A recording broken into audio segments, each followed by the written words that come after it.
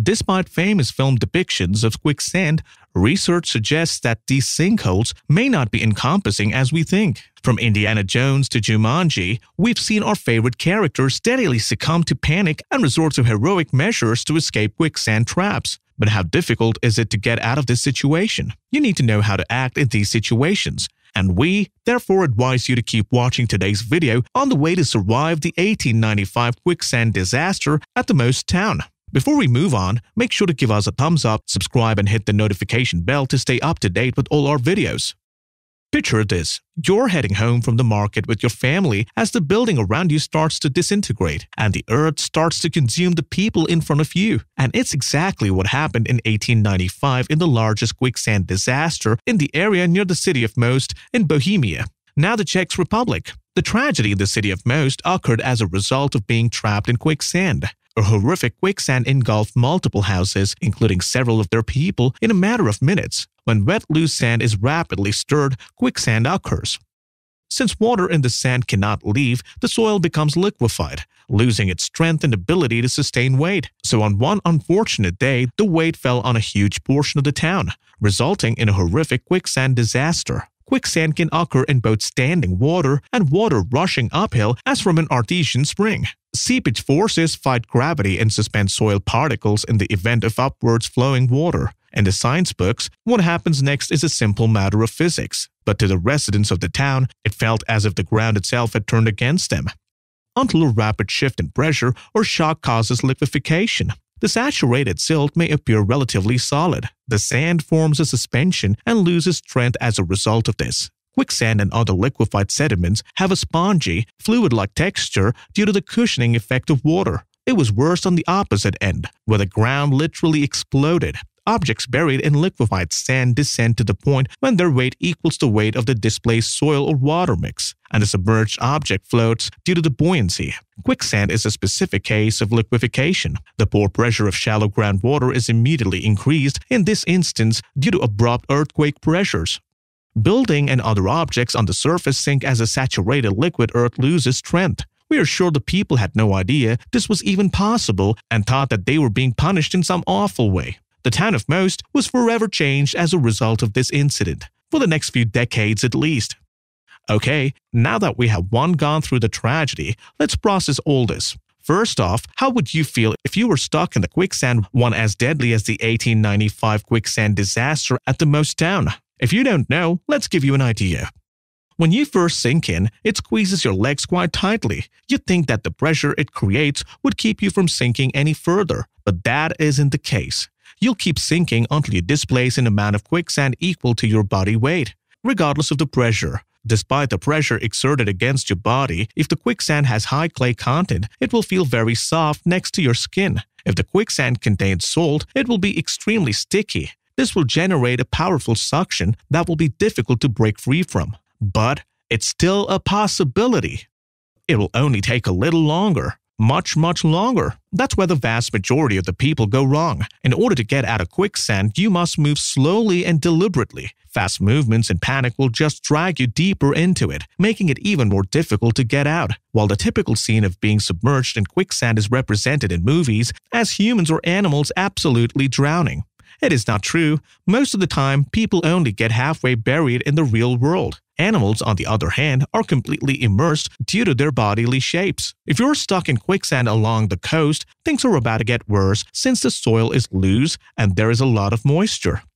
So how do you get out of the quicksand? And can you accomplish it by yourself? Let's have a look at it. Stepping or falling into quicksand does not automatically result in death. You can get yourself out of quicksand. If you step into quicksand, you should, first and foremost, stop. Yes, you heard that correct. You need to immediately stop. Quicksand is a non-Newtonian fluid, therefore slowing down. It moves at a glacial pace. Allow it to slowly fill up the spaces you create when you try to pull yourself up and out in order to escape. You won't be set free by hard jerks. Instead, they'll press the water out of the spaces between the particles around your feet, forcing them to lock together and hold you down like you're standing on concrete. The race will be won and you will be set free if you go slowly and deliberately. It can take a long time to get oneself out of a bind.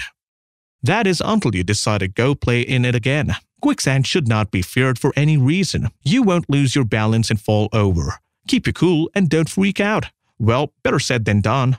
We know it's easier to say to keep calm, but only the victims know how hard it is to keep cool under the circumstances. But understand the severity of the situation and how bad it will get if you don't keep cool. With that mindset, one will surely keep their cool.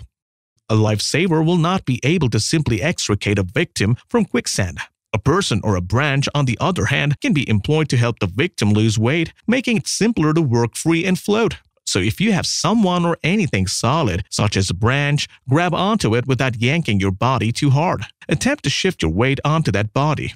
Relax and unwind. Start losing high-density items like weapons and rock hammers. Making oneself light will aid in your escape by allowing you to float. The simplest technique to do is that to lie horizontally on the sand and slowly move your legs to liquefy the water around the quicksand. Do not make jerky motions. Sit down if you're too close to the solid ground and work slowly until your legs are free.